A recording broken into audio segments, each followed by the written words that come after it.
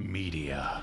As consumers, we are bombarded by it at every turn, like the Incredible Hulk being bombarded by gamma rays. But what makes some media endure, while others are banished to the forgotten black hole of obscurity, never to be heard from again?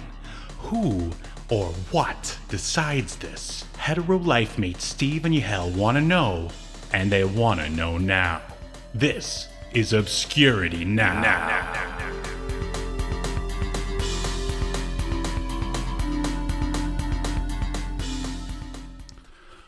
Woo! What's up, Obscure-o-naughts? It's time for Obscurity Now. You like that? I don't know. No? I'll tell you. All right, I'll tell you tomorrow. We'll workshop it.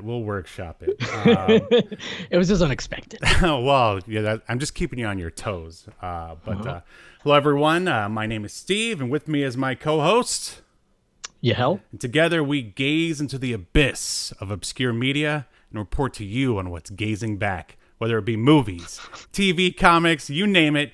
If it's weird and almost forgotten, we're talking about it. Isn't that right, partner? That's right. One day I think we're going to be talking about these weird intros. I'm loving them, though. All right, should I apologize for scripting out the intro? I mean, I just No, didn't want to forget anything. That's all. No, that was great. All right, cool. I'm glad you are enjoying it. Anyway, today we have another battle episode for those of you who were there for our battle of the 90s superhero animated cartoon shows, which was, can you remember which ones they were? Yeah. Wildcats. Yep. That was definitely one of them. Sure. Wow. I really can't even remember what the other two were. Well, I already said one of them. You did? He had a late night streaming last night, ladies and gentlemen. I'm over here like trying to set up the tweet, to promote the show. But yeah, we watched Wildcats. Was it Young? No, it wasn't Youngblood. They never had a Saturday morning cartoon. Here, I'll give you a hint. Oh yeah, X-Men. I mean, I know that. I'm trying to think of the other two. Is that Ultra Boy? Yeah, you got it. Well, a very memorable episode for everyone involved, especially for you guys listening. But this is a battle of the Teenage Mutant Ninja Turtle ripoffs. So Yahel and I, two grown men, sat down to watch. Allegedly. Yeah. Well, physically, I mean, in the eyes of the law, two grown men. We sat down to watch Cowboys and Moo Mesa, and what else? Oh, look at this. Cowboys and Moo Mesa, Biker Mice from Mars, and Street Sharks. Very good, yes. And we're going to try to figure out which of those TMNT ripoffs is the best. But without further ado, we're going to talk about some... Hot topic. Not cold, not warm. But hot topic. Yes, this is the section where we talk about just whatever news is going on in the world.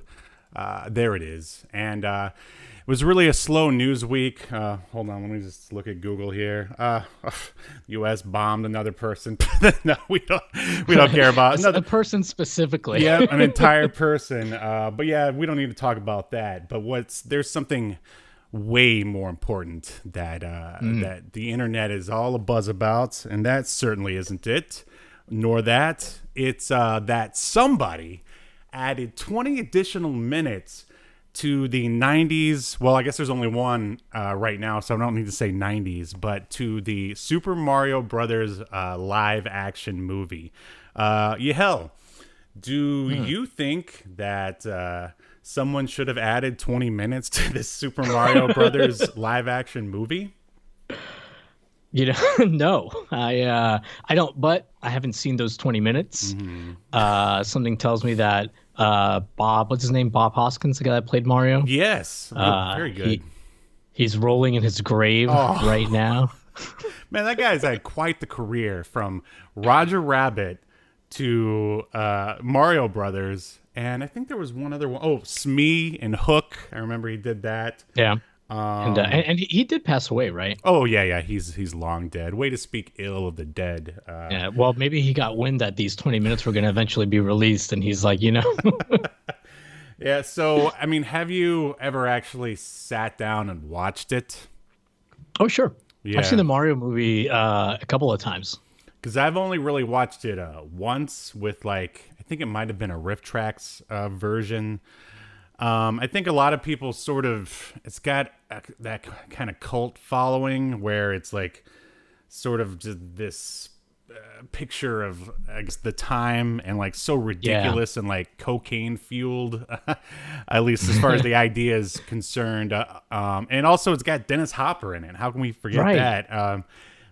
So when you heard that they were adding 20 minutes in, well, were you slightly interested, or were you man, someone really wasted their time with that? Oh, definitely someone wasted their time. I mean, I read an article about it. It's hoping that the article would detail what was in it, because I don't want to watch it. Oh, so you mean you don't want to do a MST 3K style commentary track that people could pay extra for on a Bandcamp with you and me? The thing is, I don't totally hate the movie because Dennis Hopper so kind of hammy in it. Oh yeah. That it's man, it's hard to completely hate it, for me at least, just because of that. No, I agree with you as far as that's concerned. And I mean, I knowing who Bob Hoskins was because of Roger Rabbit. I mean, that's he's right up there with Dennis Hopper. He's one of the first actors that I found out the name of because I loved Roger Rabbit so much when I was younger. Yeah. And boy, was my heart broken when I found out he was British. No, not really. Wait, he's British? Yeah. He's Bob Hoskins. Oh, is now British. my heart's broken. We're just breaking everyone's hearts here on Obscurity Now. I don't know why, but for a long time, I legitimately thought he was Italian when I was a kid, and yeah, sure. That's how good of a performance he put in. Exactly. I agree. And now we get to see hopefully 20 more minutes of his brilliance in the Super Mario movie. I mean, I think we might have to do. I mean, would you be willing to do an episode for it? Yeah, there's a lot of weird backstory stuff about the making of the movie. They were apparently drunk all the time while filming Logizano and Hoskins. Yeah, seriously. There's actually a bunch of interesting stuff that we could go into on its history. Okay, we'll talk about it backstage once we get through this drudgery. All right, the only other hot topic is not that. It's Elijah Wood is going to be the main villain in the Toxic Avenger remake. Yahel, did you even know they were remaking the Toxic Avenger? I was completely unaware. I do you know who's producing? Because I mean, I want to watch it, but I'm afraid, Steve. I'm afraid it won't be good. Legendary. Okay. Do you know who's directing or writing? I saw the name, but I don't recognize it. But let me just tell you who else is in. So you must not know that one Peter Dinklage is involved. Okay, I mean, I can take or leave him. I mean, I'm not Oh, you don't like Peter Dinklage?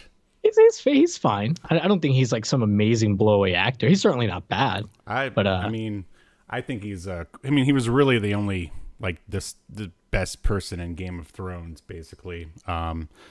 But I mean, I was aware of his work before that show, of course. Of course. Yeah, you're not just somebody that follows pop culture's fancy of the week. You got that right. I stand up to those fancies, those fancy pants. But were you into the original Toxic Avenger back in the day? I mean, I watched. I think I watched it. They had a TV show too, right? A cartoon. It's one of those R-rated franchises that got made into a kid's cartoon for some reason.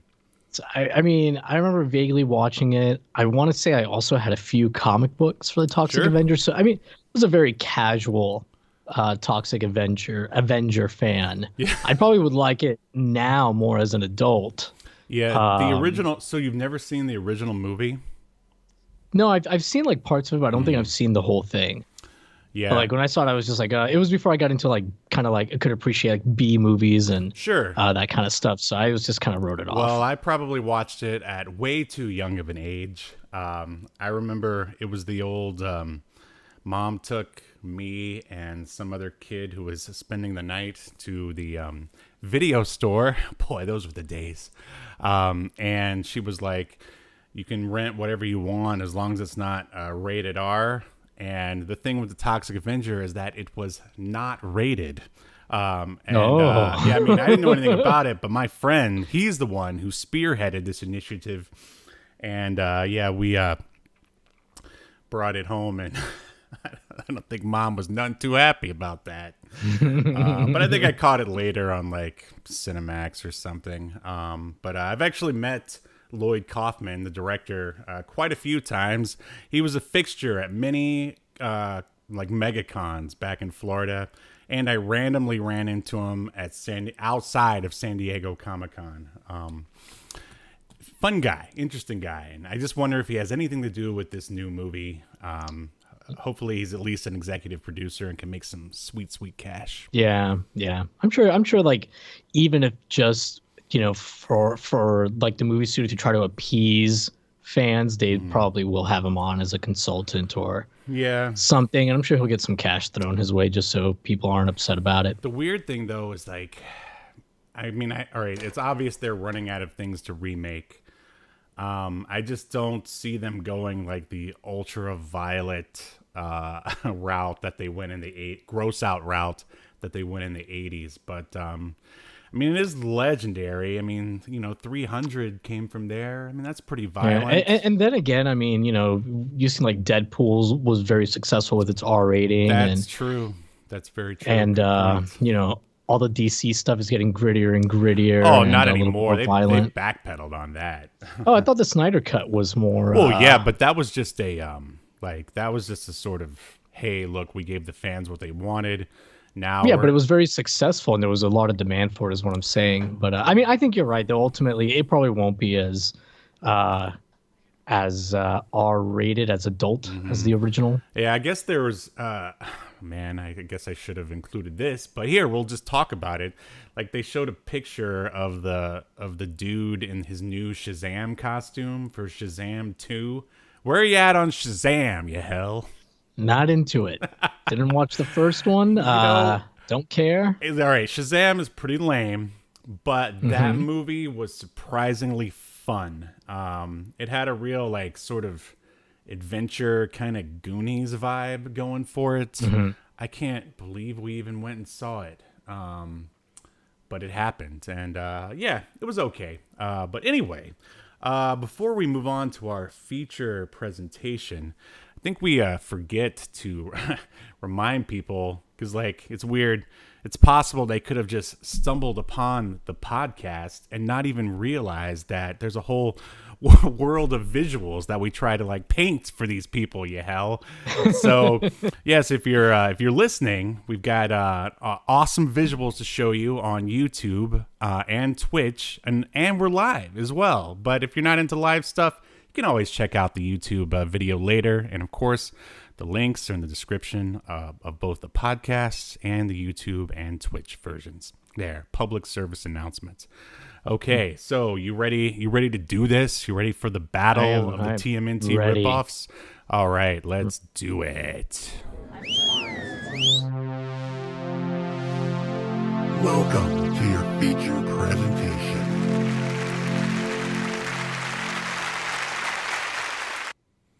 All right, I forgot to. There you are. Wow, you're just massive again. Just leave me like that. Just cover it. Just a giant head.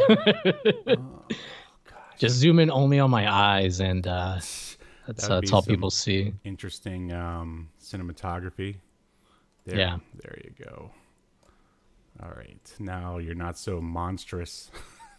I thought you were a street shark for a second there.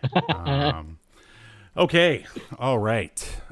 So we are here in the Obscuratron Theater, and first we're gonna bring up the we're We're going to talk about the shows in the order in which they were released. And much like our superhero shows, they were all released within 1 year of each other, which I find pretty interesting. Yeah. Let me just find my... this part always gets dicey. Where did it go?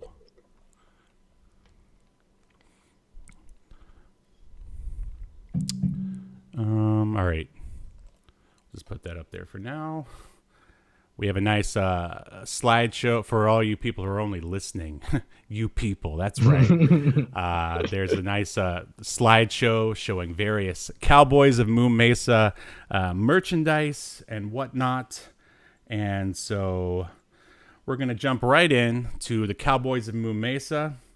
It was, let's see, episode 1 is called Bang'em High, which is Bang'em High. Real weird. Unfortunately titled. Absolutely. But it was a different time, I guess. Let's see. So, and also it ran from 1992 to 1994, and we got 2 seasons of this show. And this very first episode, unreasonable, released September 12th, 1992. So before I read the synopsis, Yahel, what is your history with? It's actually the Wild West Cowboys of Moo Mesa. What a fucking mouthful of a name! They really wanted to let you know that it was a Western, like no matter what. Yeah, there's like especially like the logo. Actually, you have it up right now with like the cow print and the word cow. You have the cowboy hat. Then you've got like the horns. Like it's a bit much, but I have a theory. Like the guy who created this, his name is Ryan Brown, and the kids used to make fun of him in school and called him Ryan Brown Cow. And whenever he would come by, they'd moo at him. So he was turning a negative into a positive. There you go. Anyway, your history. This is his revenge. Exactly, on at least North America or wherever else this got exported to. But please, your history with the Cowboys of Moo Mesa. This is going to be short because, I mean, I remember the show. I remember seeing commercials for it. And I remember saying this is not for me as a child and not watching it. Yep. How about you? I remember I think I woke up early enough to catch a few episodes, and it was really confusing. I was like, why is a cow riding a horse? That sounds like something Rod Serling came up with like after he ran out of ideas or something. But I was willing to like give it a shot, but it wasn't until they started shooting stars out of their guns. I'm like, guns don't shoot stars, man. They shoot bullets. Like even as an 8-year-old, I was probably older than that when this came out, but I was like, I mean, now I know why they were shooting stars, but then I was like, why are they shooting stars? That's so ridiculous. Well, and for you, Steve, you're coming off, you're a child watching the Toxic Avenger and RoboCop. So yeah, and RoboCop. Exactly. So I was like, they're like shoot sheriff, like the deputy. I don't know, whatever the badge is, I guess. Yeah. Like the little sheriff star badge. Although that character's not a sheriff, he's a marshal or whatever. I was like, why doesn't Moo Montana ever shoot anyone in the crotch? I'm like, come on, all my heroes do it. Okay, so here's the synopsis. And it's really not even the synopsis for the episode, because for whatever reason, that wasn't on IMDb. This is just the synopsis for the show, but here it is. Okay. In the 1800s, a mysterious comet hits the U.S. Southwest, transforming the local cattle and animals into their own version of the Old West called Moo Mesa, complete with several lawmen dealing with bizarre outlaws. And it was directed by Jeff Hall, Bill Knoll, Lynn Larson, and the writing credits include the aforementioned Ryan Brown. He was the creator and the series creator. You'd think they would be one and the same. Well, I guess not.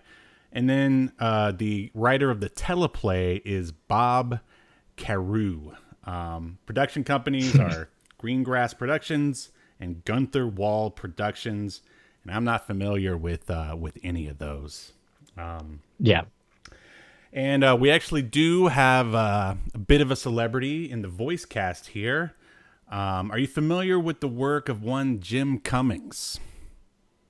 I am familiar with the name. Yes. I mean, outside of the porn world, of course. Why do they always have porn-sounding names? Or maybe that's just my disgusting mind. I don't know. But yes, he was the voice of one Darkwing Duck. Okay. Yeah, but he did the voice of Dakota Duke, Saddlesaur Scorpion, and Skullduggery. And then there were a couple other celebrities in the cast. I saw. I'm sorry. Go ahead. You probably already have them. Yeah, no, you're right. Go ahead. I just want to know if we're talking about the same guy here because I think we are. Tim Curry. Yes. Did you? Because it's weird. It's not marked here who he voiced. Do you know who he voiced? No, I just saw his name in the credits. I just paused it to. Yeah, and see. I was listening for him too, but I didn't really hear him. I think he was a big surprise, one of the villains. The other people include Jeff Bennett is the Colorado Kid. Wow, that was worse. Yeah, there's a lot of cow puns throughout the episode. And also, I'm so sick of hearing about the Code of the West. My God. If you take a shot every time they say Code of the West during this, you, number one, might enjoy the episode. Right. But number two, you may not survive. Right. Then we got Jody Carlisle, additional voices. Pat Fraley was Marshall Moo Montana. And the marshal who doesn't shoot anyone in the crotch with his stars. And Russi Taylor, which is also credited as additional voices. That name sounds very familiar. Probably should have clicked on it, but maybe next time. So I don't think there's going to be a time in the future where you're looking up Russi Taylor. Yeah. Well, I mean, of course, there's no if, but assuming we stick with this show, it could happen. You never know. So, all right, let's start right from the beginning. Oh, Steve, I'm sorry to cut you off, but there's one other celebrity voice that I think you might have missed. Okay. He's not on the level of Tim Curry, but Joe Piscopo. What? Was comedian Joe Piscopo. He was listed on the credits for like when I pause it again. This is I don't know if he's on IMDb, but if you pause the credits on the show, he's listed under the voices. Spokesman for the Solaflex, Joe Piscopo. Yeah, Joe Piscopo, quote unquote comedian from the 80s, I guess he had to run through the 90s. But the thing, I think most people should know Joe Piscopo from, if you're wondering who he is. He was actually wrote it here. On Saturday Night Live. And he was in the Outrageous O'Connor. Did you ever see that? No, what is that? It's a season 2 episode of Star Trek: The Next Generation. Oh, he did it. I'm gonna make a graphic for every time you come up with a Star Trek connection. Yeah, awesome. Well played, sir. He is a holodeck character that teaches Data how to tell jokes. Well, that's the best they could get on Star Trek. Come on. I don't know. What was I gonna say? There's a really fun B movie that was on Prime for a while. It probably still is, called Dead Heat. In which Joe Piscopo plays he's kind of like the supporting cop. I can't remember who the main one is, but Joe Piscopo gets turned into a zombie, or the other, his cop gets turned into a zombie. His partner gets turned into a zombie, and the makeup effects are really great. It's kind of like a hidden gem if you want to see some good old school practical effects. And anyway, I think we've talked enough about Joe Piscopo. Yeah, this is more Joe Piscopo talk that I wanted in my life this year, but here we are. So where are you at on the? I don't know why I keep asking that, but where are you at on this theme song, Yahel? They tried really hard on it. It was, I guess, well done. I didn't care for it, but it definitely sets that Wild West theme. Yes, unlike some of the other shows that we're going to talk about, I don't really care for country music, but when it starts out, it sounds great. And that definitely fits with the theme. After a while, Yeah. it kind of sort of grated on my nerves a bit. But Yeah, it's a little too long. yes, it is too long. And not only that, after it ends and the episode starts, we're treated to the actual characters in the show singing their own theme song. And that's when I knew this show probably wasn't going to hold up for me.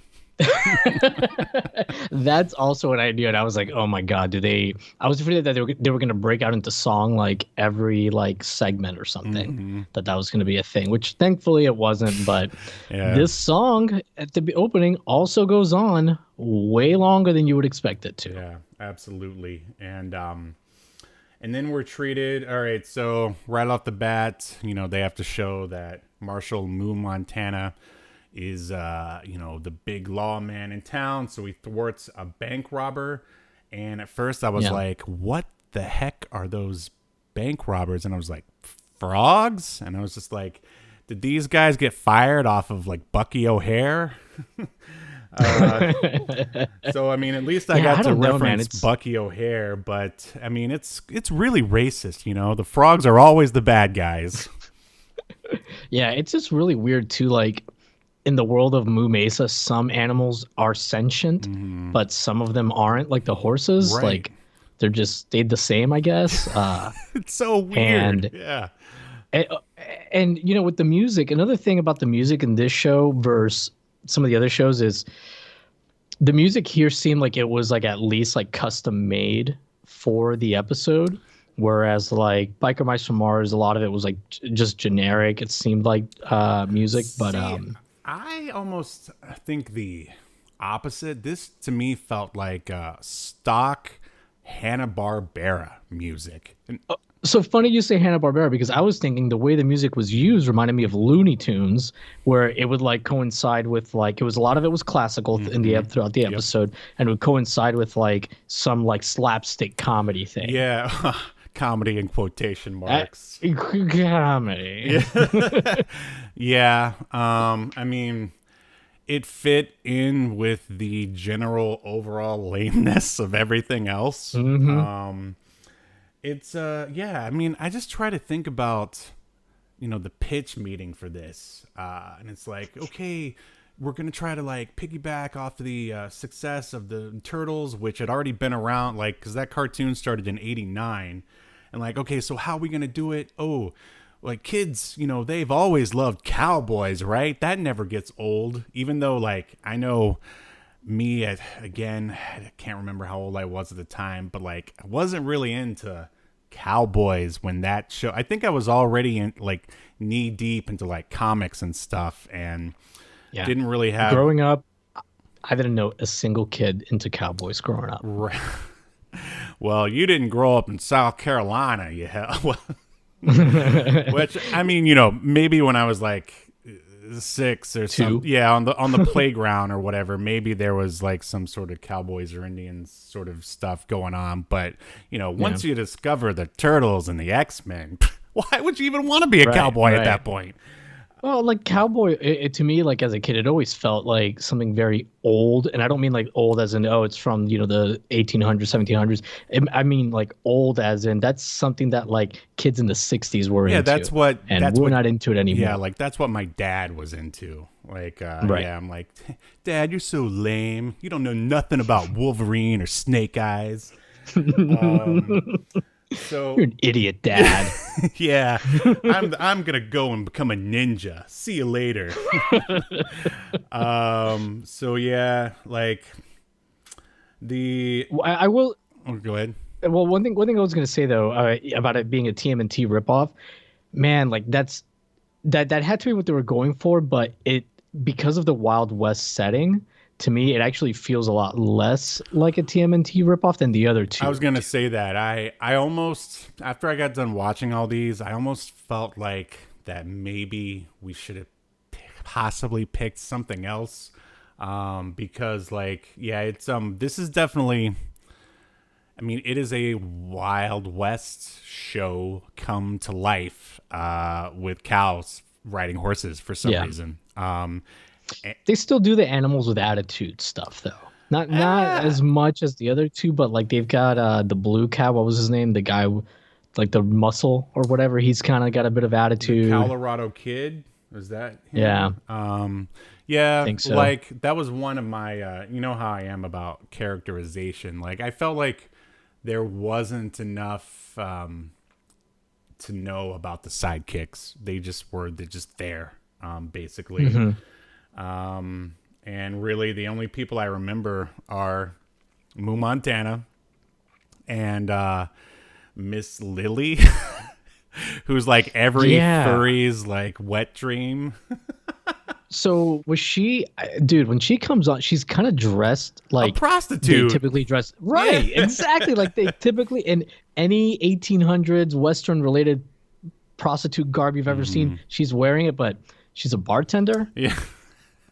However, there's this kid, Cody, Right. and we don't know who his parents is, but it's kind of implied like maybe she's his mom. Right.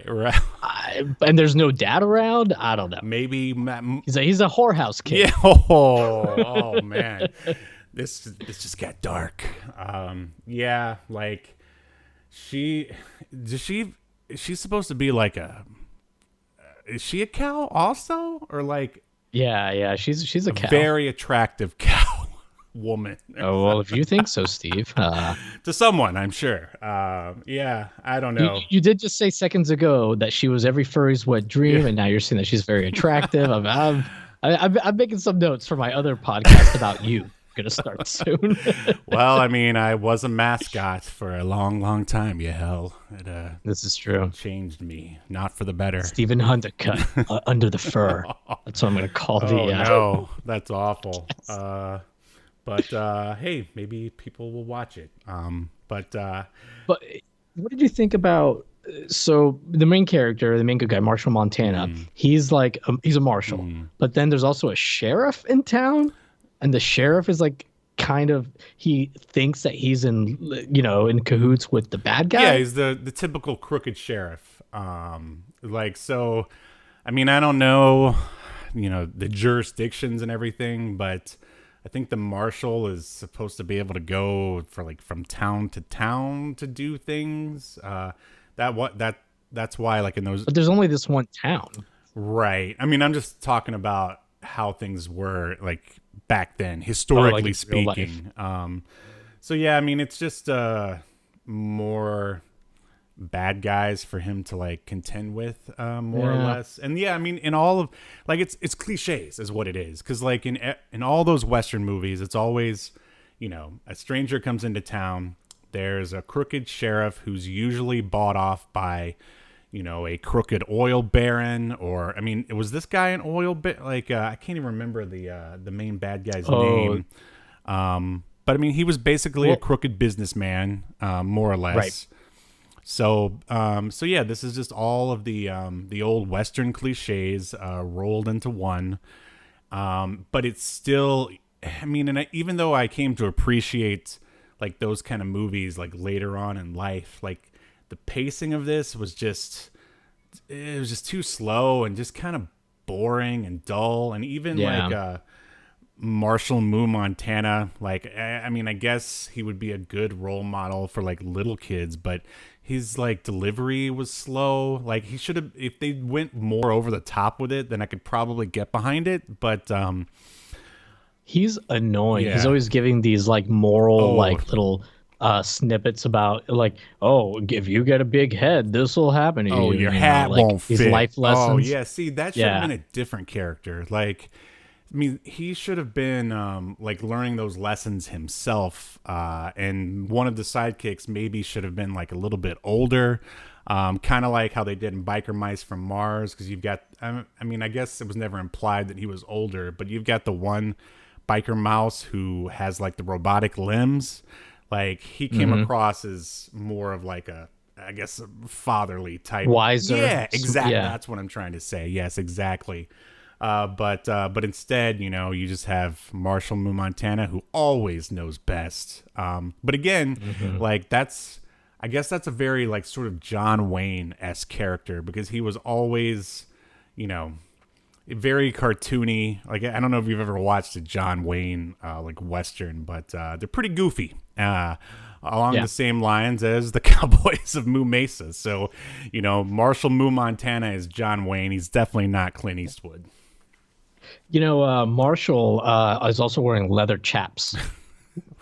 He's wearing chaps made out of the skin of his own people. Oh, man. I didn't even notice that. Oh, that's so weird. Real weird. Real weird. Yeah. Let's see if there's anything else that we need to talk about here, because I think I will say the Mass Bull character looked cool. Yeah, the character designs are like fun and bright. I think the episode that I was watching, which I forgot to say, if spoilers, I mean, if you want to watch along or watch first before you watch this, everything we're talking about is on YouTube for free, so you have no excuse. But I think this particular one, at least for me, the transfer wasn't very good. I feel like maybe it was just a VHS tape that someone loaded up, so it looked even worse. It was like stretched, right, to like widescreen. It looked even... Yeah, it's one I saw, too. It looked worse than the other ones, which didn't do it any favors. But even like looking past the not-so-great animation, like the writing was... I mean, it wasn't funny. It wasn't very action-oriented, and there wasn't enough 90s tude. Yeah. Although I did think it was pretty interesting at one point. I think it was the robbers. They like kidnapped Cody, or no, it wasn't the robbers. It was the henchmen of the Mass Bull. Anyways, and they put him in a machine that grinds thing, which I thought like that was pretty like much darker than I thought they would go. I mean, obviously Cody doesn't get ground up into bits, but right. I was like, oh, I'm surprised they went there, because everything else about it is very cartoonish. Yeah, it's Hanna-Barbera. Very like old school. Yeah, for sure. Yeah. Well, anything else to say about the Cowboys of Moo Mesa? No, I'm never gonna watch more of it. And in all fairness, because I know there's fans of it, I saw them in the comments of this video, and we're only watching the first episode, so right. Maybe it gets better, is what you're trying to say.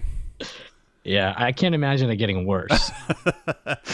Yeah, it's a good point. Okay, so I need to make this go away. Just give me a moment. Yes, please make the Cowboys of Moo Mesa go away. Go away, Cowboys. Go. I wonder if that's how the producers or whoever was buying it at the network at Fox Kids or wherever this on, new guy comes in. He's like, oh, I need to make this go away. It's not good. Yeah. But it must have been popular enough, because like you said, it had 2 seasons. They were actually, you were showing like that they had video games. There were toys. Looks like there was a Moo Mesa. I don't know if that was a Happy Meal thing. Yeah, they went all in on all these properties. Like every one of them has a video game, action figures, comic books. Like they got the treatment, and this was the only one of the other franchises that we watched that did not get a 3rd season, which I don't know, I found interesting, and it was also the first one, so I don't know what that means. Maybe animation got easier to do a year later. I don't know, but anyway, on to Biker Mice from Mars. All right, what have we got here? As I said, it's 3 seasons, ran from 1993 to 1996.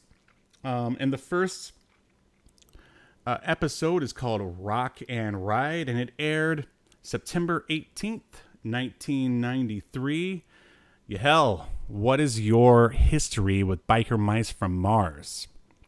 I think I might have watched a couple of these growing up, but not enough to like remember much about it. But once I started watching it, I I remember these characters or whatever. But that was pretty much it. I was never really into. I was always turned off by the idea that these were like TMNT ripoffs, because even as a kid, I was like, it felt like a ripoff. Yeah. Oh, I mean, I'll tell you straight up. I don't have really any nostalgia for any of these, and I've watched maybe an episode or two of Moo Mesa all the way through, but never a full episode of Biker Mice or Street Sharks. So this was pretty interesting for me watching them as an adult. So let's go to our synopsis here. Okay. After their planet Mars is taken by humanoid fish alien Plutarchians to plunder its resources, 3 warrior biker mice, Throttle, Modo, and Vinny, escaped Chicago, Earth. But Plutarchians masked as businessmen are already plundering it. This was directed by Tom, this is a tough one, Taternarwich. Sorry, Tom, if you're watching. Written by Rick Unger and Bob Forward. He's always moving the plot forward, so it's always good to work with him. And also written by the director, Tom Tartanowicz, however you say it. And story editor was Bob Forward. Production companies include Brentwood Television Funnies, Marvel Productions. Stan Lee is actually accredited as one of the producers. New World Family Filmworks and Worldwide Sports Entertainment. And there is at least one, quote unquote, celebrity, at least in the voiceover world. Do you know which one it is? I do not. All right, I'll just go ahead and read the cast here. Brad Garrett was Grease Pit. Oh, he's the white mouse. Dorian Harewood is Modo. He's the one with the robotic limbs. Rob Paulson is Throttle. Rob Paulson. Do you know Rob Paulson? He's the voice of Yakko and Raphael, and later went to be the voice of Donatello. In the CGI one. So yeah, everyone. Interesting. He's a darling of the voiceover community. Interesting. Jess Harnell was Exterminator. Here we go. Ian Ziering was Vinny. Nice. I was just gonna say there's a few 90210 people in here. Really weird. Yes, and Lisa Miller McGee was Charlie. Neil Ross was Plutarchian General, and we got William Morgan Shepard was Lawrence Limburger. That's the villain. And Susan Silo was Dr. Carbuncle. It looks like there's actually, throughout the series, there's quite a few other celebrities that pop in for a few episodes. Malcolm McDowell. Oh, sweet. Mark Hamill did 4 episodes. Nice. So, dude, this is really weird. Okay, there are 4 people. Ian Ziering, like you mentioned. Jason Priestley, Luke Perry, Brian Austin Green. They were all from Beverly Hills 90210, and they are all in this. So that's weird. And there's one character named 4By. There's only 1 episode, but that's voiced by Michael Dorn, who you may know as Worf from Star Trek: The Next Generation. Yes, he did it again. Man, I'm so mad I didn't have time to make that graphic. But it's okay. And Jim Cummings looks like does a few episodes too. There you go, Darkwing Duck himself. Ricky Rackman is in an episode. Tori Spelling. Okay, I got to stop reading this. Wow. David Warner is in this. David Warner was in a 2-part episode of TNG, the one with the infamous meme of "There are 4 lights." All right, I'm done looking at this. I mean, is there anybody else? I mean, the people need to know. Gene Roddenberry, the creator of Star Trek, his corpse is animated into one of the episodes. Oh my goodness. What about? But yeah, quite a few celebrities. Who else in this one? Any 7 of 9 in there anyway? I see another guy that was a guest star in several episodes of Star Trek too, in several series. But I'm done mentioning him. But William Morgan Shepard. He was in a bunch of stuff. All right. Well, if we have time after we're done with all of the cartoons, then you can read off all the Star Trek alum who were forced into voice acting because Star Trek ruined their careers. I don't mean that, but. All right, so where are you at on the theme song for Biker Mice from Mars? One thing I do want to mention is looks like there was a comment here from Stry. Hey, Stry. I wonder if there is like a high quality archive of 90s cartoon. Probably like Tubi, I think has some, right? Yeah, And none of these were on Tubi or Amazon Prime because that's where I usually go first. yeah, same here. I mean, sometimes stuff pops up on archive.org, but I have a hard Yeah, time navigating that for some reason. everyone does. So, although I will be navigating it to watch the extra 20 minutes, well, the full version of Mario and Luigi, or Super Mario Brothers, because that's where the Super Mario movie Brothers. is. Yeah. Yeah, well, But yeah, this show, I definitely liked it a lot more than Cowboys oh and Moo yeah, Mesa. me too. Uh, I'll actually go out yeah. on a limb and say that I kind of loved it, and I'll tell you Okay. why. And it's because, all right, it took me a while to realize. Okay, well, my history with Biker Mice from Mars. Thank you for asking. Well, I already told you there isn't any. But much like yourself, I saw, I would see these TMNT clones coming out, and I was like, man, that looks lame. Like, who would even want to be a mouse anyway? Like, that's like the one thing out of these three properties. Like, if you're an 8-year-old and you're playing like make believe on the park, people want to be sharks and dinosaurs. Nobody wants to be a mouse or a cow. So, Yeah. I mean, if you're like into like marketing and trying to come up with like cool stuff for 8-year-olds to be, like, the last thing on the list would be a cow or a mouse. But that's as I made my way through this episode, it dawned on me that this is like a parody. It's a joke. It's over the top on Right. purpose. It's Starship Troopers basically in the world of 90s like animation, and that's why I liked it. Like when I first the theme song was awesome to start with. Like lots of metal and guitar going on. Like I forgot, there's no lyrics, right? It's just guitar, right? Yeah, I think it's just like a bunch of loud, fast like guitar. I mean, do you really need anything else? Yeah, apparently not. Biker Mice from Mars. Just a guy yelling that occasionally. We'll remix it later. So yeah, like it already put me in a pretty good mood, and so they get into space, and like already I'm trying to pick it apart. I'm like, why are they like mimicking American style bikers?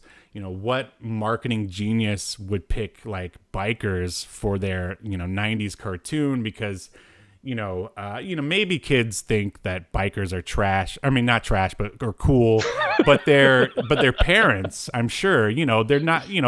The American biker is not like looked upon as some sort of like noble superhero that's going to do the right thing. Especially then. Now not so much, but back then it was kind of like, oh, bikers are like bad guys. Right? Yeah. Now it's a lot. It's like, dude, that's their hobby that they do on the weekend or whatever. But yeah, and then there was a few lines that like got sort of like started pulling me towards the other side, that started making me think that maybe this is a joke. Like when the guy was like, their ship is getting attacked, and I can't remember which one it is, but he's like, imminent destruction. What a rush. like that's the most 90s line you could possibly say, and I'm like, maybe there's more to this Biker Mice. And then, and I'll turn it over to you here in a second, and then in order to defend their ship, they have to open the door, and one of the Biker Mice has to shoot a large gun through the door at the ship. It's like, their ship doesn't already have weaponry. The ship doesn't have no onboard weapons. But no, that's not the case, Yahel. The Biker Mice from Mars are just so badass that not even the vacuum of space can suck them out of their ship. They just stand there shooting. Doesn't it suck the gun though? Doesn't it? It sucks like the gun out of his hand, I think. Well, but like somehow he's exactly perfectly still. So that's when I basically realized, I was like, okay, they're not gonna explain anything. They're going to keep They're just going to keep extreming their way through the episode. And there was also, they made a lot of like pop culture references and jokes. And I was like, oh, this is Deadpool. Like, this is like, did Paul Verhoeven direct this? Because like it's like tugging at my Starship Troopers like heartstrings. And yeah, I mean, I think it took a little bit longer for me to get completely on board, but yeah, it was. Yeah, I'm with you, because at first it starts off and you're like in the space thing where they're being chased by the Plutarchians. It kind of like, this is weird. It doesn't make sense. What are the rules of this universe? What's a Plutarchian? Right? It's from Pluto? Like... Really weird. I guess. Yeah. But then like it starts like as it progresses, it gets more and more ridiculous. And like when I really realized, when I first suspected that this was on purpose, is they get to Earth and they're like at a baseball stadium and somebody is trying to like rob one of the concession stand people. And the person that's trying to rob them is doing so with a crowbar. And I'm like, why do they have a crowbar inside the baseball stadium? Like, it's really weird weapon choice. And they save him or whatever. And by the way, this human has no problem with like a mouse, a giant humanoid mouse. You skipped over one detail, and that is when the biker mice first land in the stadium, they are cheered by everyone there. Everyone was happy to see him. I'm just like, that's so perfect. Like, and then I don't want to like I'll do the short version, but their bikes, one of their bikes gets broken, so looking for a repair shop. And when they go to this repair shop, they save a lady that runs the repair shop that owns it. I believe her name is not April O'Neil. Right, definitely not April. Her name is May O'Steele. But she also kind of doesn't react too weird about them being mice, although she does ask them, right? Like, I was saved by gerbils, and she starts asking them what they are. Right. But then the guy replies, what were you expecting? One of the mice says, what were you expecting, turtles? Yeah, oh man, that, for sure. And then one of the other ones even says something like, like they start talking about what they are. We're mice, and look at us. We even have like your typical basic buff bods. Like as the kind of buff bodies you'd expect on a 90s cartoon. So I thought that was really funny. They're so self-aware. It's awesome. And then like the radio DJ that's like in the background, at one point the radio DJ says that they're going to play Guns N' Roses, and I was like, what? They're named. At first I was surprised that they name dropped Guns N' Roses, but then when the song comes on, it's like just like 80s metal, hair metal, and then they have like a guy just mimicking Axl Rose going like he just like makes a few like sounds that are indistinguishable, and that's it. Like, and that's the Guns N' Roses song. That was so awesome. I thought that was pretty funny. Oh, absolutely. Rob Paulson is which one did he do again? Let me see. But he's Throttle, which is the one who always wears sunglasses, who I guess is the leader, but he's doing his best like Clint Eastwood impression, and I love it. Or Solid Snake or Snake Plissken, they're all pretty much cut from the same ilk, if you will. And he's got another great line at the beginning where he's like, all you need in life is the 3 B's, like your bros, your brains, and your bikes. And then they drive out into space and land. It's so good. But yeah, you talk about how they parodied Guns N' Roses. Like it's also very Looney Tunes, because they used to and I guess Animaniacs, because they used to parody things that are of the time. And this was around in 93, and what was like the biggest movie I think the year before, or maybe it was 1990, was like Terminator 2, whatever year Terminator 2 came out. And who shows up but the ex-Terminator, who's basically a bad Arnold Schwarzenegger like impersonation at the very end. Like the robot had like a spiky haircut, kind of like Arnold did in the movie. But we're skipping over too much. Like when they really won me over, you said they were at the the place where they were fixing their bikes with, I think her name is Charlie, right? The repair shop. Yeah. Yeah, I think so. That sounds right. And they had some really snappy dialogue in that, just talking about their like backstory and stuff. And I mean, that's what you want, like in all these, superhero movies and stuff, and not just people sitting around and soliloquying like they did in Wildcats and stuff. And it was just, I was just amazed. I was like, wow, someone actually put some like thought and like humor into writing this script. So I think there was probably where it really sort of won me over. Yeah, and they established, that these Plutarchians are like really bad news by talking about how, I don't remember all the mice's name, but like one of them, they say literally that he had half his face ripped off, and that's like the words that they use. And he's the one wearing like the half Kano mask kind of a deal. Another one lost his arm. They say like he gave his arm, in the fight. Yeah, their backstory is pretty awesome. Yeah, so it's like okay, well, these Plutarchians, like I love that because like they don't explain it right away why he's wearing like half metal face, why the other guy's got like a bionic arm, right? And then when they tell you why, it's like, oh shit, some serious stuff. But it's a great job of like making the audience wonder about it, and then you give them the answer, and the answer helps to serve the overall story and do some world building. Absolutely. Sorry. And you get a sense of the characters of all three biker mice. I mean, you've got Throttle / Rob Paulson is the leader, and then Moto is like the slightly wiser one, and Grease Pit is always hitting on Charlie, which is really kind of bizarre since he's an alien mouse from Mars who's apparently attracted to a human woman. But hey, don't ask questions, just go with it. Whatever the opposite of a furry is, he's it. Yeah, there you go. Man, I think that, I would say that, and we didn't really touch on the villains in Moo Mesa either, but the Plutarchians are kind of it's not the greatest. Like the biker mice themselves are designed pretty awesome, but their villains are just sort of kind of generic, I would say. I mean, there's the one guy who looks exactly, I wrote his name down here somewhere. He looks exactly like Big Boss from Mr. Limburger. How could I forget that name? He looks exactly like Big Boss from Cops, Fighting Crime in the Future Time. Do you remember that show? Yeah, I do remember that show. And then, of course, they take off his like mask and reveal that he's a Plutarchian. It's also very 90s of the fact that they represent, corporations plundering the earth. But, that's just a good satire, I guess. I wonder if they ever made fun of Captain Planet while they were at it.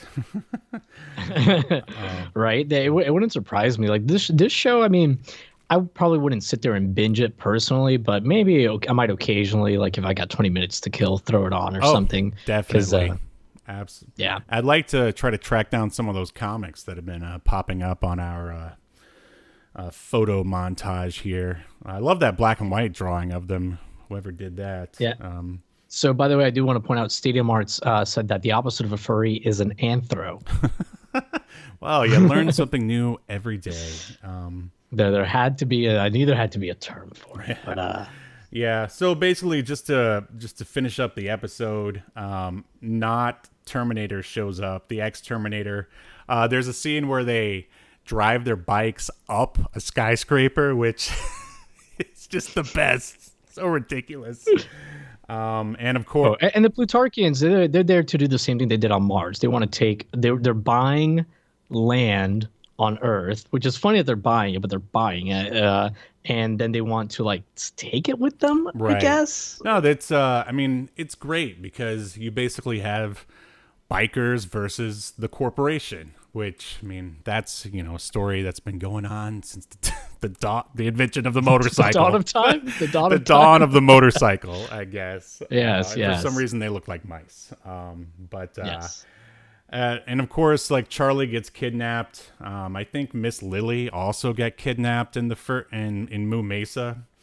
No, it wasn't Miss Lily. It was the kid. The kid got the kidnapped. kid Cody. Yeah, so someone Cody the kid has to get kidnapped in order to make these first episodes work.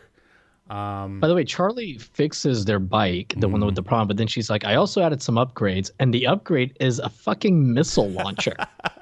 Does she just have missiles and like missile launcher parts laying around her mechanic shop? Very weird. I love that though. Like they say there were no strong female role models like before the new Star Wars or whatever. But I mean, look no further than Charlie. I mean, she's adding missiles to bikes over here. But let's see.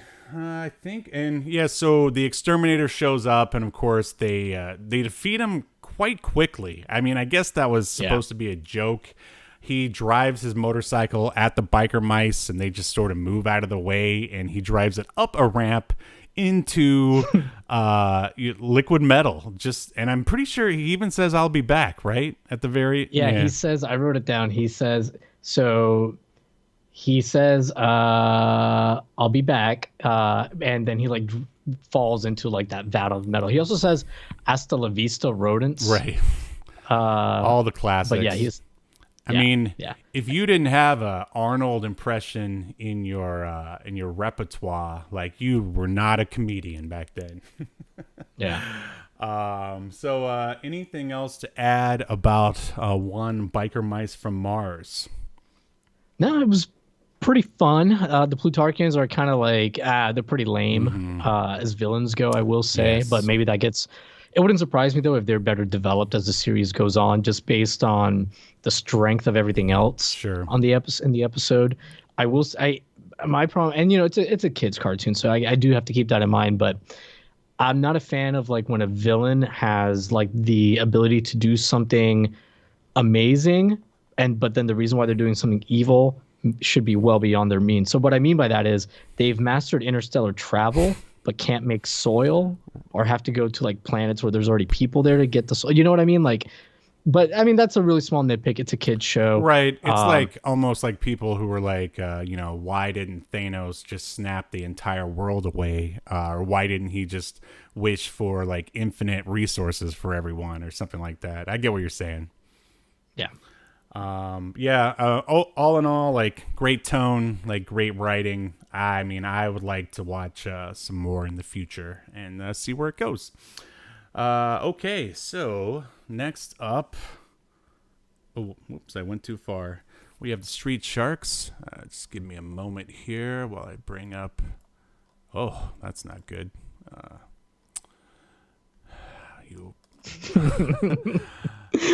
There we go. Well, you embarrassed me for the last time, OBS. Just sounds like something very serious happened. Like, oh, that's not good. Well, it's covering the chat, by the way. Yeah, there you go. You already moved it. Yes, I did. Okay, so we got Street Sharks. Again, it lasted 3 seasons, 1994 to 96. First episode aired September 7th, 1994. Yahel, what is your history with Street Sharks? Much like Biker Mice from Mars, caught it a little bit here and there. I don't think I ever watched a full episode as a kid, though, but I do remember catching little bits and pieces of it. But that's pretty much it for me. What about you? Yeah, I don't remember ever actually sitting through an episode. I think one of my brothers actually had one, and I thought the toy was pretty cool. It was actually the same with... how could I forget? One of my younger brothers got a Biker Mice from Mars for like his birthday or something, and that was probably the most experience I'd had with Biker Mice at that point. But yeah, same with Street Sharks. Never watched an episode. This was my first time. I mean, I saw that video of Vin Diesel trying to sell them. That was kind of funny. Did you see that? Yeah, I've seen that. Yeah. So here is the synopsis. Dr. I think it's funny that his last name is Bolton. I mean, it should be... I wish it was Michael Bolton, but anyway. Dr. Robert Bolton had invented a gene-slamming device for peaceful uses until his colleagues, Dr. Luther Paradigm, uses it for his evil purposes. When Dr. Bolton tries to intervene, he ends up gene-slammed into an unseen, inhuman creature during the struggle and escapes. While in search of their father, John, Clint, Robert, and Coop are mutated into humanoid sharks by the evil Dr. Paradigm. While adapting to their new looks, the four brothers must avoid being seen and go to college. No, that's not it. Yeah, a gene slam. What is the peaceful use of a gene slamming device? Oh, yeah. Well, you can I don't know. You can. That sounds like the beginning of eugenics, which I found it kind of, I guess, unsettling that Dr. Paradigm had a German accent. So I mean, I can only assume that his dad escaped during World War II from Germany, probably during Project Paperclip, which is a real thing. Look it up. And but anyway, so. All right. For some reason, I don't have the director. I can only assume that there wasn't one. Writing credits are Martha Moron. Remember her? Yeah, I saw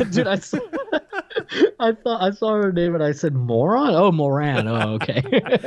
Yep. And then we've got story editor was Phil Harnage. Adapted for television by Phil Harnage, and adapted for television by Martha Moron, created by David Siegel. Now, as for our cast list here, I don't believe we have any standouts, but please feel free to correct me. I'll just go ahead and read them. We've got Rob Baker doing voice. John Michael Lee doing Dr. Luther Paradigm, who's definitely not a Nazi. Terry Berner was Slash. Laura Marr was additional voices. Pam Carter was Lena Mack. Andrew Reynolds was Bobby Bolton. Streaks and Matt Hill was Clint Bolton, a.k.a. Jab. Lee Tokar, John Bolton, a.k.a. Ripster. Jim Hoggett was Benz. Jerry W. Wall was additional voices. Then there's another additional voices. Tony Wyke was Guy in the Sky. Dr. Kevin Williams was Coop Bolton, Big Slammoo, and the Slobster. and that's going to do it for the Street Sharks. What did you think about the theme to the Street Sharks? It was so. Let me read my note to you. The theme song was so unmemorable that I don't even remember watching it. It was so lame. I'm sorry. Continue. Or did you? One thing I did want to mention though about the cast. There's no Star Trek people. Don't worry. Aww. But the guy that does the voice of Streaks, he is in Invincible. Really? He does the voice of William Clockwell. Oh, nice. Oh, good So, ad there, bro. we have to start talking like the Street Sharks, bro. Yeah, bro. Radical. But yeah, theme song, yeah, man, not good. Okay. In my They could have gone so many different ways. They could have gone like the extreme sort of biker mice version. They could have done like a surf theme. Instead, they went for Roadhouse Blues, which again is like something that my dad would have listened to, like on like the 70s station as he drove me home from soccer or something like that. So that was an odd choice. Although I did think the voice was kind of funny when it was just like, "They bad Street Sharks." Like, it's kind of funny. It was just the actual composition of the song was just, I mean, why would you choose Roadhouse Blues for the Street Sharks? I don't get it either. So actually the episode starts out with some soliloquy, if I'm of the Street Sharks boys basically creating the gene slamming, which that's such an odd term. Like, it's not a real scientific term, but it's like science meets like surfer talk or something. It's like gene slamming to the extreme. Like, yeah, it was weird. I actually wish that they would have just kept using made up terms, because occasionally they would use real scientific terms, but they would use them completely inaccurately. And I don't like the idea of kids watching this. And like at one point he talks about using a particle accelerator, using some particle acceleration on the DNA. What? No, like you're not going to put DNA in a particle accelerator. Like that doesn't make sense. So I don't like the idea of like misinforming kids that way. Like I think that was really weird. And I can't remember last time I saw like a cartoon that so blatantly used actual scientific terms so incorrectly. Well, like, all right, here's my, I guess, sort of theory on that. All right, we've got basically 3 different genres of like shows here. All right, we got Western with Moo Mesa.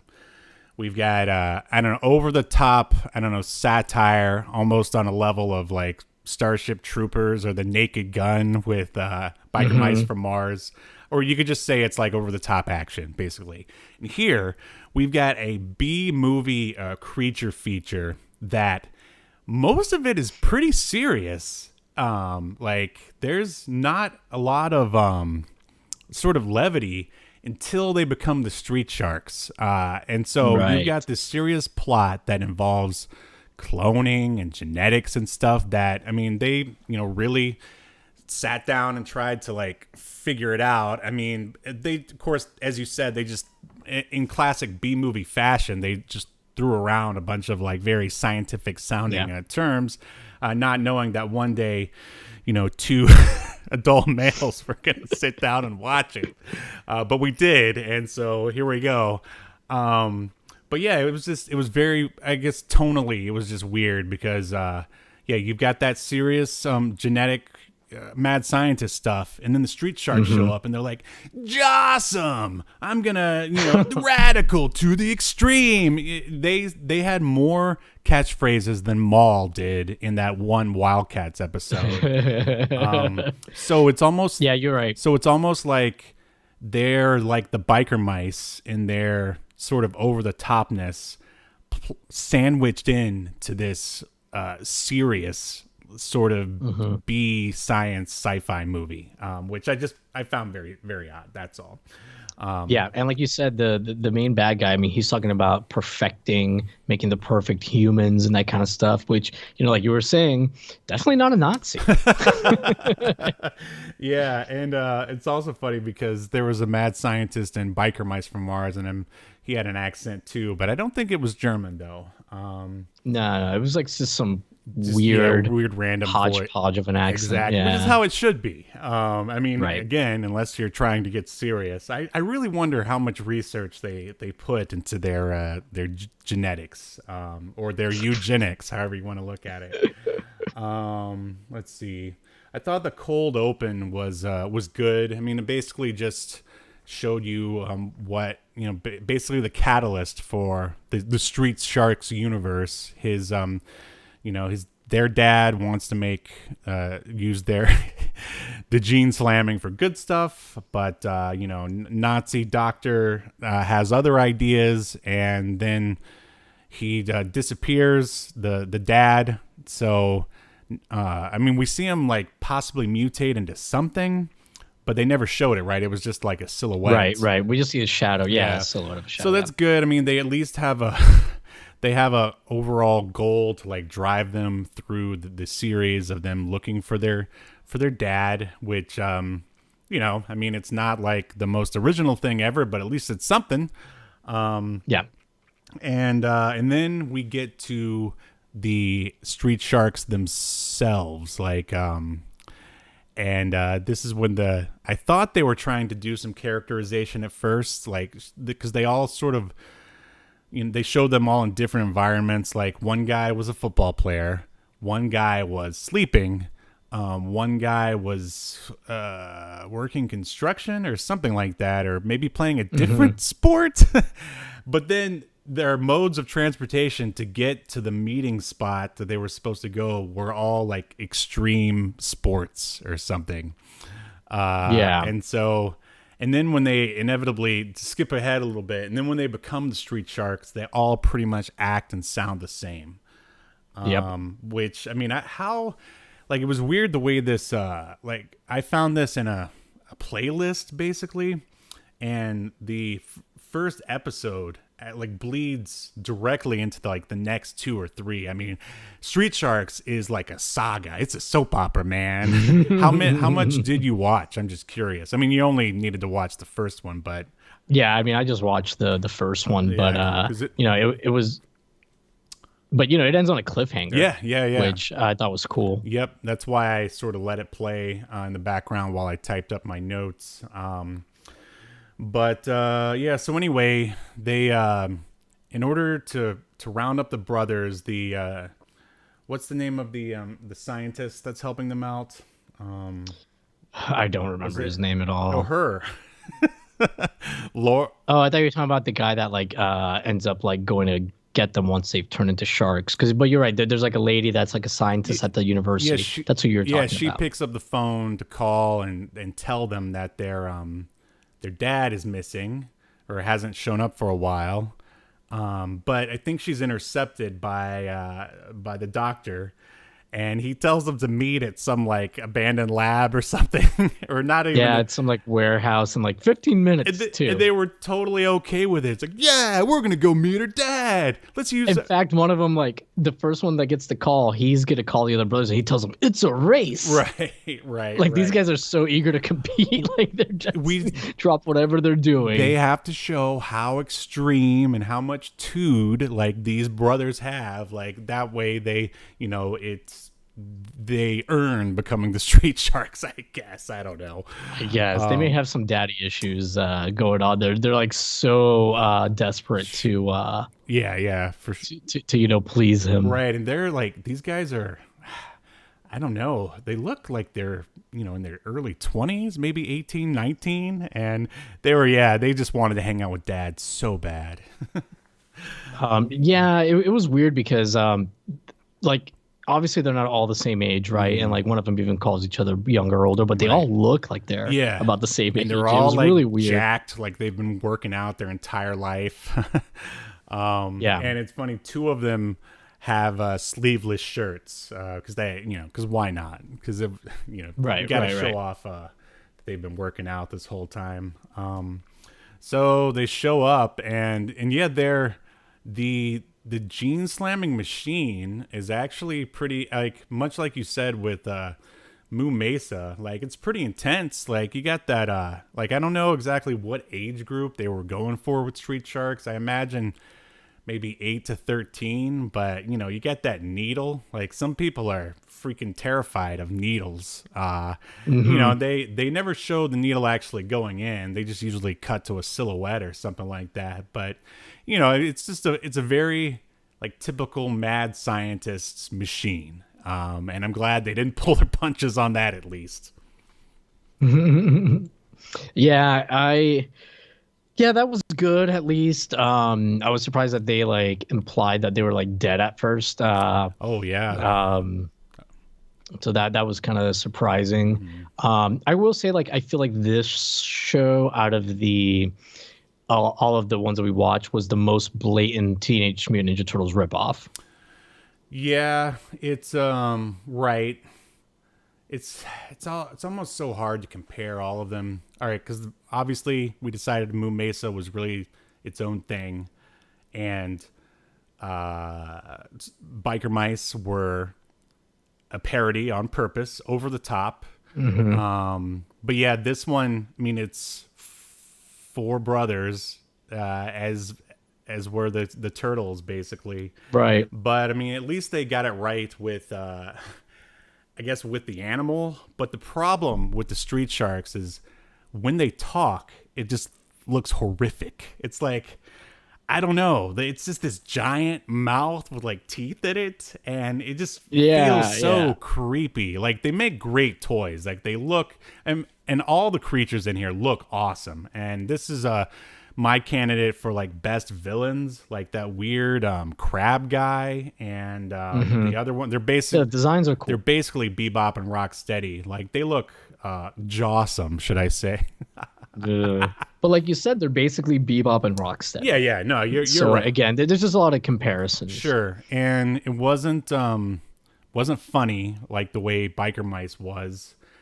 The plot as I said, was like super serious. But then when you'd think that the street sharks themselves would be a little bit more concerned with finding their dad, because whenever an action scene comes, they're just having the time of their life.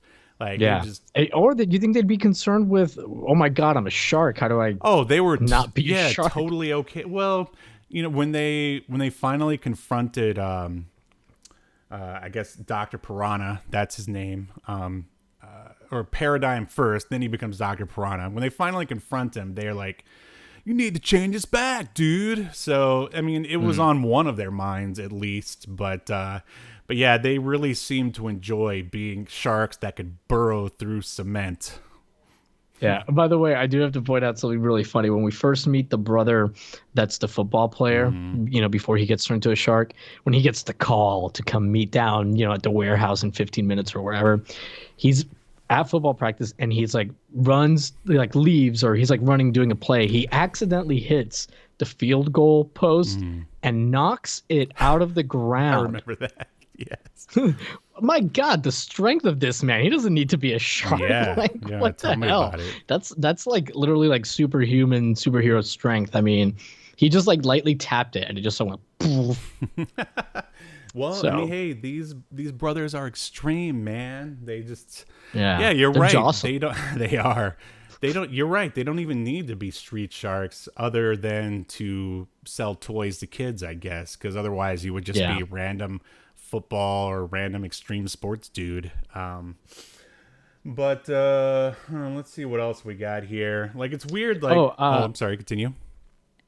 The one thing I did want to point out was I don't know if you noticed the reoccurring theme about, and maybe it gets touched on or expanded on in later shows, since obviously this is going to be like kind of more serialized show. The morning or the traffic radio DJ is always talking about how polluted it is. Of course, but he's always making jokes about it too. He's always making jokes about it too, which is like at one point he's flying by the university. He goes, "Oh, the university gets a failing grade for their air quality." Yuck, yuck, yuck. And they show all the smog and stuff. So I don't know. I thought that was kind of interesting that they kept like bringing up how polluted everything is. Yeah, it's weird. Yeah, there was that time in the 90s when just everything was about like saving the earth. You think media, like popular media, will ever swing back that way again? We could probably use it. In about 20 years, we'll probably be wishing that they would have.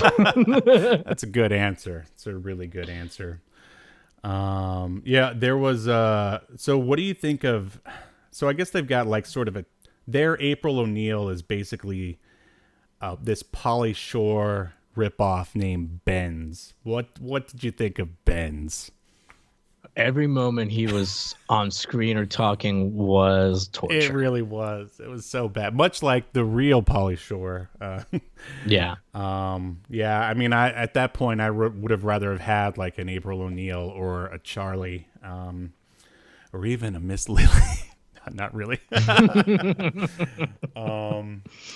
But yeah. Oh, one thing like that the biker mice did not have is that at least the bystanders were afraid of the street sharks. Like everyone went nuts when they saw them because this is a creature feature, and that's what they should be doing. It's like Jaws meets, I don't know, Jurassic Park or something like that, because of all the gene stuff,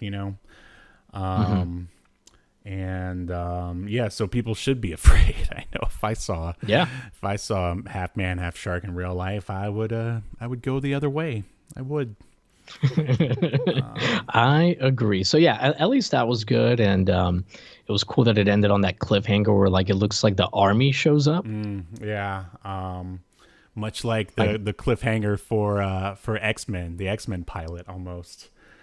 Interesting. But yeah, I mean, I definitely won't say that I hated it. I enjoyed it, and it wasn't like, aside from Ben's, it wasn't annoying. But it didn't have the writing that Biker Mice from Mars had, especially in the dialogue department, and didn't really want. I mean, all right, so I did watch a little bit ahead after the the first episode ended, but I doubt I'm going to be going back and watching anymore. Yeah, it just it seemed like it was trying to tread that line between comedy and serious drama. Yeah. And Biker Mice from Mars was able to do it, and Street Sharks wasn't. Like, if it would have been better if it was just all serious. Right. Another thing that nobody seems to think of that I guess I wrote down here is would being a shark out on land actually be an advantage in any way? I don't know. I can't see how. I guess they still have like hands though, Yeah, right? but I mean, they couldn't fit into like a standard car. They couldn't even walk through a door. Like the problem with their design, which again, I'm sure, I mean, it makes for great toys, but like if you compare their design to like the DC character King Shark, like they're so top heavy. Like I'm surprised when they try to run, they don't just fall forward. I mean, again, we're talking about an animated kids show here, but you know, that's what we do here. We pick things apart. Yeah. Their head makes them look like they like skipped leg day, even though their legs are also monstrous. That's true. And I mean, like in King Shark, who I guess is going to be in the new Suicide Squad movie, I mean, he's at least what's the word I'm looking for here? Where everything is like proportionate. That's what I'm looking for. Except for he's got a shark's head. But at least it doesn't look like he's going to fall forward if he tries to walk or run. Yeah. I wonder how the toys were as far as like if they tipped over easily or. I remember them being pretty sturdy. I mean, they look great in these pictures here. Yeah, it looks like in the pictures they always have them kind of like this with their kind of like heads back or up. So whereas in the comic and the drawings and in the cartoons, like, and I guess just to be more action, oriented, their poses are always like they're kind of look like they're doing something. Yeah, another problem, and I mean, I'm sure it's like how could they ever fit into a vehicle? Like I realize that the toy world has pretty much phased out vehicles for action figures and stuff, but I just wonder if they ever tried to have because there was something I think that maybe the scientists drove that I was like, oh, look at that, a van. Yeah, that's obviously a toy vehicle right there that they were probably going to try to sell. But I mean, how could you get all four Street Sharks into anything? Like it would have to be like a convertible or something. Yeah. But or maybe they can borrow some bikes from the mice. No, there you go. I'm sure. Yeah, I mean, in one of these pictures here that's going to float up in a minute, it does show one of them on a motorcycle, and that's a pretty fun image. A half man, half shark riding like a Harley Davidson or something. I could see that being a tattoo on many a douchebag in the gym. Sure. But wow. So, anything else left to say about the Street Sharks? I don't think so. I think we pretty much covered it. All right. So we've got our like best ofs here, and then at the end we're gonna decide once and for all which of these shows was the best. So you can finally close the book on which TMNT ripoff is the best. So all right, this one's hard. Did you even have a favorite character for the Cowboys of Moo Mesa? Yeah, I guess the bull bad guy, the masked bull. Oh yeah, that was a cool design at least. Yeah. But only because of his design, no other reason. Sure, he still was pretty like thin as far as the writing went. Yeah, well, I like the sidekick that just kept going like, "Yep, nope." Like that was kind of humorous. And okay, best character from the Biker Mice from Mars. I don't, I really liked all the mice pretty much. Like probably about the same, which is good, right? Like I didn't dislike any of them. They were all likable. So yeah, just them in general, I guess. Right. Of course, I got to go with Throttle because Rob Paulson imitating Clint Eastwood just cracks me up. So, best Street Shark, best character from Street Sharks.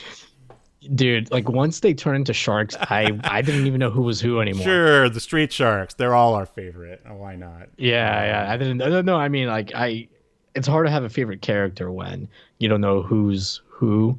They all became just like you said earlier. They all kind of start talking alike. Yeah, just say what was his name? Rips or Ripper? The Ripster. That's his name. Yeah, Ripster. That's my favorite. Yeah, sure. Or Big Slamoo, just because that's a funny name. I don't know. This one's kind of dumb, but whatever. We're probably never going to talk about these things again, so we'll just go for it. All right, best April ripoff between Miss Lily, Charlie, or Ben's. It's like it's not even a question. Charlie for me. Yeah, for sure. And I think we already answered this anyway, but or maybe it's not so clear for you. Best villain out of the 3 shows.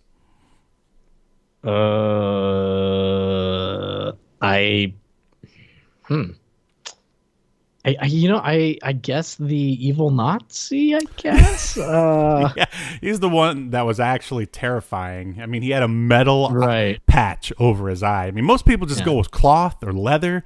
This guy had metal over his missing eye.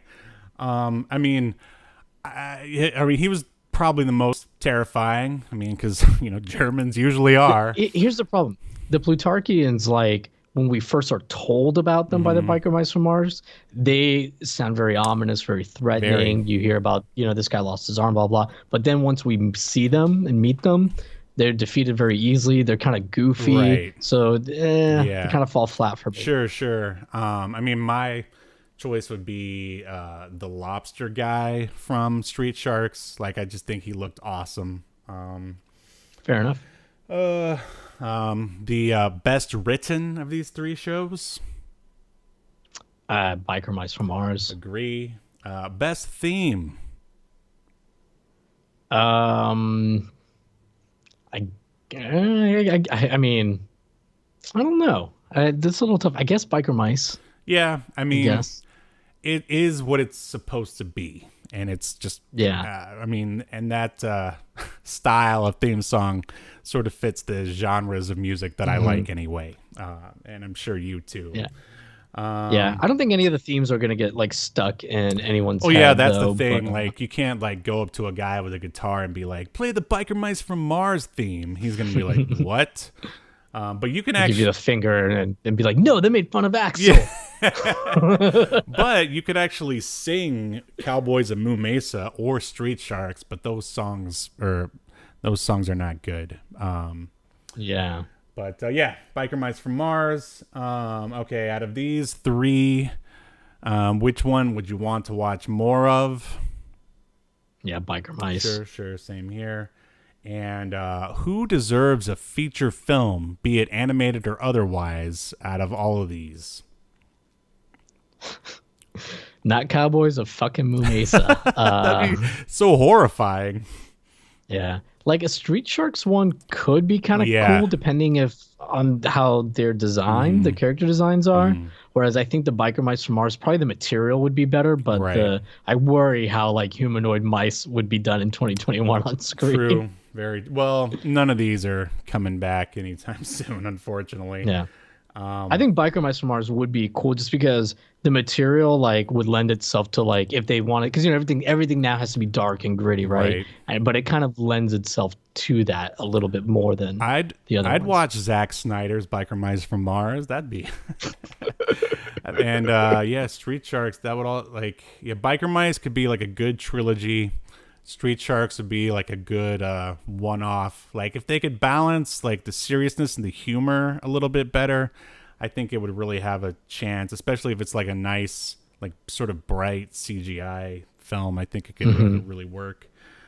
Guillermo del Toro to direct. I think that'd be awesome. It's gonna be a long wait. Well, he loves creature stuff, so that would be the guy to get. That's or true. Peter Jackson. Either one of those could knock it out of the park. All right, so this is an obvious answer here, but what was what was the best overall?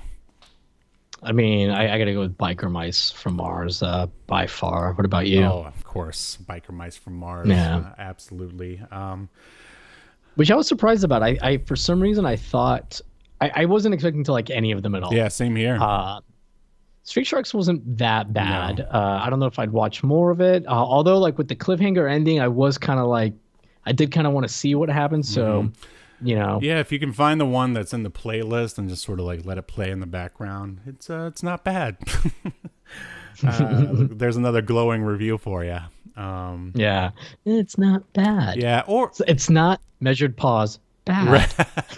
Like if they could bring any of them back, at least as a like in comic book form. Well, not Moo Mesa. I'm not going to read that, but the other ones, I would read the comic version of. They can bring back the Cowboys of Moo Mesa in tract form, like those Christian tracts, like 4 pages long. Tracts? Oh my gosh! Yeah, that's about as much as I'd be willing to read. Instead of the code of the West, it's the code of the Bible.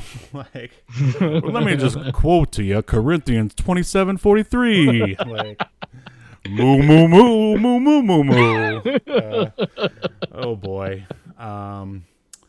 Yeah, and I think we can, as I said, we can close the book. The winner is Biker Mice from Mars, and now world peace can commence. So let's see. I think we've been going for a while here. All right, we'll just do the project report and call it. What on earth have you been working on? It's time for Project Report. All right, Yahel, how's the video coming along? It's like I feel like I've been saying for a month. It's almost done. Yeah, I was thinking about maybe we should do this every other show, but I was on a podcast promoting our podcast so other people could check it out. It's called the Cheap Seat Reviews, and it is a movie podcast with 3 dudes, and we watched it's actually, well, I suggested it. They usually stick to more mainstream fare, but I found this awesome movie called Thunder Road on Prime. And it's this awesome movie about this guy who basically he's a cop and he has like a meltdown, but it's a hilarious meltdown. He's like trying to be nice and is incredibly mean at the same time. Okay. Yeah. So, sounds interesting at least. You'd like it. It's like a really good character study, like the kind of movie that hardly ever even gets made anymore. But yeah, like Cheap Seat Reviews they've been around for a long time. They helped us get a lot of Twitter followers, so I'll put the link in the description if you would like to check them out. And I mean, other than that, nice. I'm still working on my comic. I think I'm switching artists. One of these days, I'm gonna have some art to show, and then it'll be really cool. But other than that, I think that's gonna do it for Obscurity Now. Did you have anything else you wanted to add, Yahel? No. Don't watch Cowboys of Moo Mesa. Yeah. It's even if you watched it as a kid, it is not as good as you remember, and you will wonder how you could have been such a dumb little child if you enjoyed it. So if you love yourself, don't watch it. Yeah, there was a guy who he commented on my Facebook that he loved the first 2 replying or talking about Moo Mesa and I think Biker Mice, and I was just like, are you sure about that? Well, I hope you blocked him. Oh, I did. It's not before I sent him a very angry letter, and good. But also told him to listen and watch, which you should too. Listen if you are listening. Make sure you come and watch someday. We're 2 very attractive, elderly men. Statesman, yes. But anyway, remember, it's not obscurity soon, it's obscurity now, and we'll see you next time. You've been enjoying Obscurity Now, a podcast that's recorded live to tape and broadcast to Twitch, Facebook, and YouTube. Take us with you by following the download links provided in the show notes. And take notice of our various social media links, if that's what you're into. I'm not here to judge. And make sure you join us live next week at 10 p.m. Eastern, 7 p.m. Pacific as we continue to discuss more obscure media only on Obscurity Now.